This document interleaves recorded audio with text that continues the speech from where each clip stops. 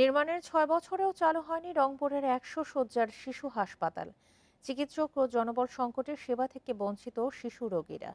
রক্ষণাবেক্ষণের অভাবে নষ্ট হচ্ছে অবকাঠামো ও গুরুত্বপূর্ণ চিকিৎসা সরঞ্জাম। স্বাস্থ্য বিভাগের কর্মকর্তারা বলছেন, দ্রুত সেবা কার্যক্রম চালুর জন্য নেওয়া হয়েছে উদ্যোগ। রংপুর নগরীর সদর হাসপাতালের পাশে দৃষ্টিনন্দন এই ভবনটি ১০০ শয্যার শিশু হাসপাতাল। আইসিইউ ইউনিট, আধুনিক শয্যা ও প্রয়োজনীয় চিকিৎসা সরঞ্জাম সবই আছে।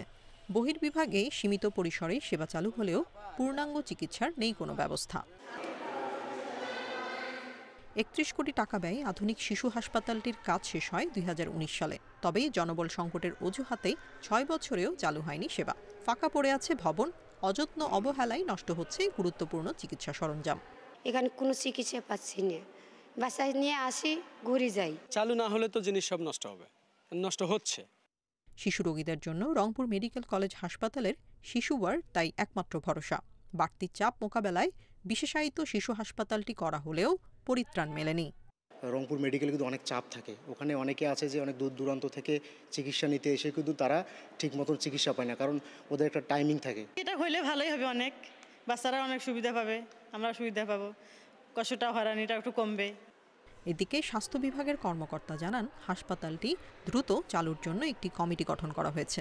প্রয়োজনীয় জনবল নিয়োগ ও অন্যান্য ব্যবস্থা নিতে মন্ত্রণালয়ে পাঠানো হয়েছে প্রস্তাব। একটা বিশেষজ্ঞ কমিটি গঠন করার মাধ্যমে আমরা জনবল, আসবাবপত্র এবং অন্যান্য উপকরণের একটা প্রস্তাব আমরা মন্ত্রণালয়ে পাঠিয়ে দিয়েছি এবং পরবর্তী পদক্ষেপ ইনশাল্লাহ হবে। এখন যেহেতু এটা প্রস্তাব চলে গিয়েছে এবং নিশ্চয়ই সদস্য সরকার পরবর্তী পদক্ষেপ গ্রহণ করবেন। রংপুর ও আশপাশের এলাকার জটিল রোগে অসুস্থ শিশুদের নিয়ে বিপাকে পড়তে হচ্ছে অভিভাবকদের। তাই দ্রুত হাসপাতালটি চালুর দাবি স্থানীয়দের। Independent news.